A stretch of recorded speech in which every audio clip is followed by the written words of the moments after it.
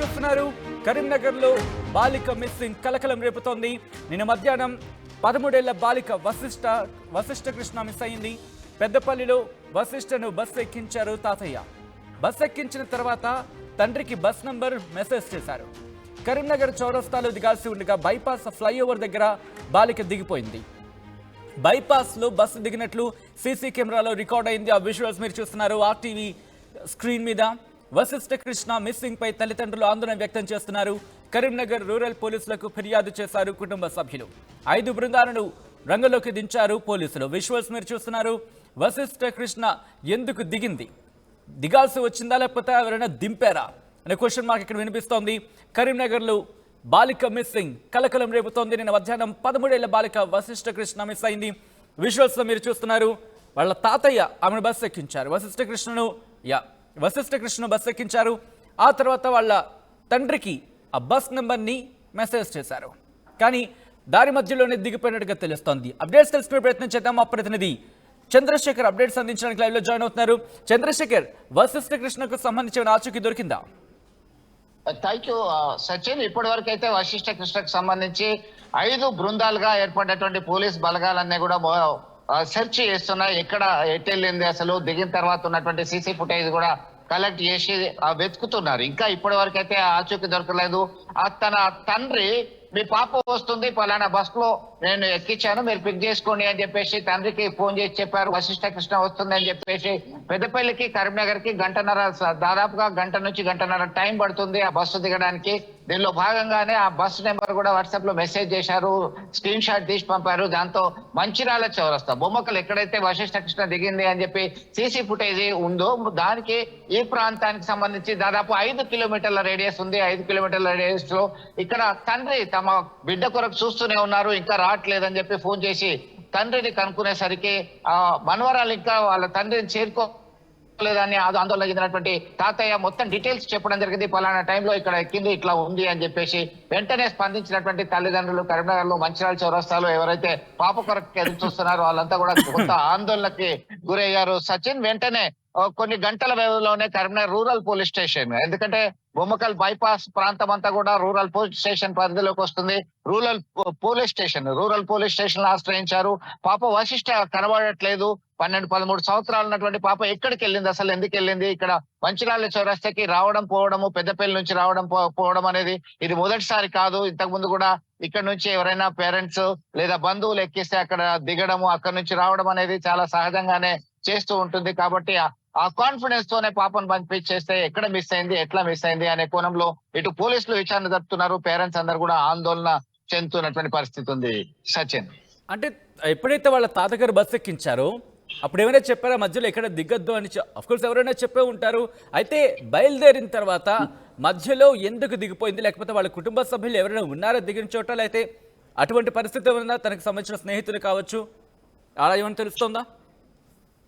Yes, మీరు అన్నట్టుగా సచిన్, ఇంతకు ముందు వచ్చింది పోయింది కాబట్టి ఈ కోణంలో ఖచ్చితంగా మంచిర్యాల చౌరస్తాలోనే దిగాల్సినటువంటి ఆ పాప బొమ్మకల్ బైపాస్ చౌరస్తాలో ఎందుకు దిగాల్సి వచ్చింది అనేటువంటి కోణంలో సైతం పోలీసులు విచారణ జరుపుతున్నారు. ఆమెతో పాటు బంధువులు ఎవరు లేరు. బంధువులే ఉంటే ఖచ్చితంగా మంచిర్యాల చౌరస్తాలోనే వాళ్ళ డెస్టినేషన్ ఏదైతే ఇల్లు ఉందో ఆ ఇంటికి క్షేమంగా చేరి ఉండేది అనేటువంటి కోణంలో కూడా వాళ్ళు ఆందోళన వ్యక్తం చేస్తున్నటువంటి పరిస్థితి. మా పాప ఇట్లా మొదటిసారి రావడం కాదు, ఇది ఎందుకు ఇట్లా జరిగింది, అక్కడ దిగాల్సిన పరిస్థితి ఏంది, ఎవరైనా ప్రేరేపించారా, ఎవరైనా మాయమాటలు చెప్పి దించారా అనే కోణంలో సైతం వాళ్ళు విచారణ జరుపుతున్నటువంటి పరిస్థితి ఉంది. మా పాప మాకు క్షేమంగా అప్పగించండి అని చెప్పి వేడుకుంటున్నారు. మీరేమి గాబరా పడకండి, అన్ని కోణాల్లో మేము విచారణ జరుపుతున్నాం, మీ పాపని క్షేమంగా అప్పచెప్పేటువంటి బాధ్యత మాది. మేము ఇప్పటికే హై అలర్ట్ ప్రకటించాము, 5 బృందాలు కూడా తిరుగుతున్నాయని చెప్పేసి పోలీసులు తల్లిదండ్రులకి నచ్చజెప్పి భరోసా ఇచ్చేటువంటి ప్రయత్నం అయితే చేస్తున్నారు. సచిన్, ఎగ్జాక్ట్లీ ఒక్కసారి వ్యూవర్స్ ఎక్స్ప్లెయిన్ చేసే ప్రయత్నం చేద్దాం.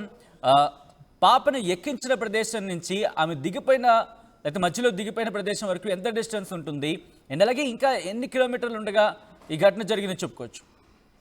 ఎస్, మీరు అన్నట్టుగా ఇది పెద్దపల్లి బస్ స్టేషన్ నుంచి మంచిర్యాల చౌరస్తాకి కరెక్ట్ గా 48 కిలోమీటర్లు ఉంటుంది. అయితే ఇంకా 4 కిలోమీటర్ల నుంచి 5 కిలోమీటర్ల దూరం వస్తే వాళ్ళు గమ్యస్థానం చేరుకుంటుంది. ఎవరైతే తన తండ్రి తన కొరకు ఎదురు చూస్తున్నారో అక్కడ వాళ్ళ దగ్గరికి క్షేమంగా వెళ్లేటువంటి అవకాశాలు ఉన్నాయి. అయినప్పటికీ కూడా 4 నుంచి 5 కిలోమీటర్ల దూరం ఉండగానే బొమ్మకల్ బైపాస్, అది ఒకవైపు కరీంనగర్ గోదావరి కని రోడ్డు వెళ్లేటువంటి సెపరేట్ బైపాస్ ఉంది, అక్కడే ఆమె దిగినట్టుగా మనకు ఆనవాళ్ళు సీసీ కెమెరా ఫుటేజ్ లో తెలుస్తున్నటువంటి పరిస్థితి ఉంది. ఎందుకు ఇంత ముందుగానే ఒక 10 నిమిషాలు, దాదాపు 5 నుంచి 10 నిమిషాల సమయంలోనే వాళ్ళు గమ్యస్థానం చేరేటువంటి అవకాశం ఉన్నప్పటికీ కూడా ఎందుకు దిగాల్సి వచ్చింది? ఏదైనా కన్ఫ్యూజ్ అయిందా, లేదంటే మరేమన్నా పొరపాటు జరిగింది అనేటువంటి కోణంలో సైతం అంతా ఆందోళన చేస్తున్నటువంటి పరిస్థితి ఉంది.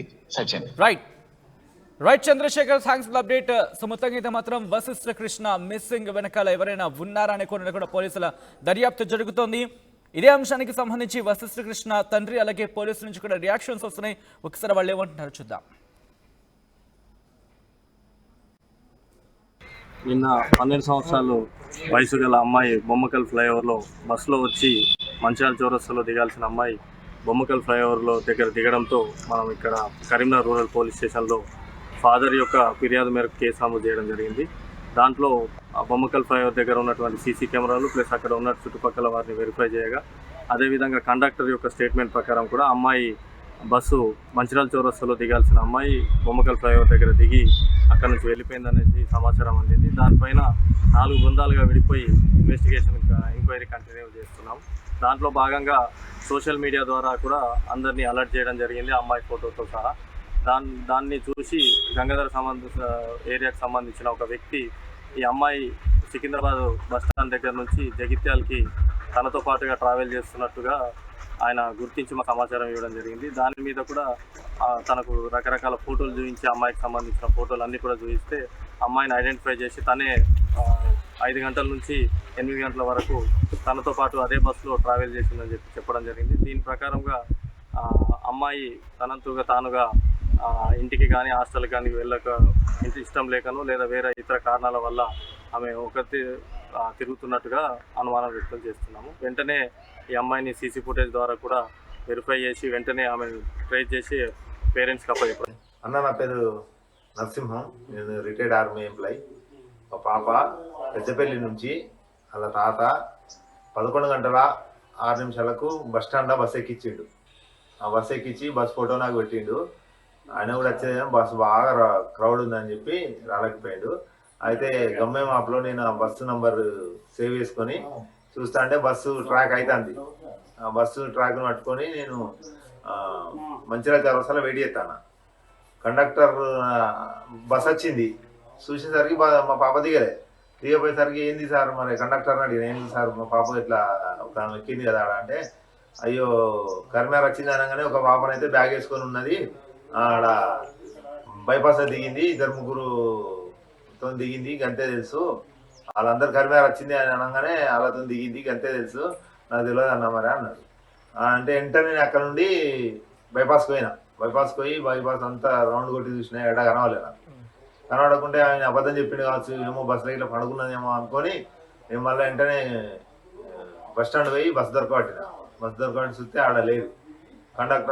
కండక్టర్ నంబర్ తీసుకొని మళ్ళీ కన్ఫామ్ చెప్పానంటే ఖచ్చితంగా దిగింది అన్నాడు. మళ్ళీ బైపాస్కి వెళ్ళి మళ్ళీ చూసినా, మళ్ళీ కనవాలే. ఇక కండక్టర్ని ఒకసారి మళ్ళీ కాంటాక్ట్ చేసి వీడియో కాల్ చేసి చూపిరంటే ఆయన చూపించింది కానీ దొరకలేదు. ఇక మన బైపాస్లో ఉన్న సీసీ కెమెరాలు చూసినాము, పోలీస్ కంప్లైంట్ రూరల్ పోలీస్ స్టేషన్కు కంప్లైంట్ ఇచ్చినాము, ఇంకా ఎఫ్ఐఆర్ కాలేదన్నారు సారు. ఇప్పుడు మళ్ళీ పోతాను, అక్కడికి పోతాను.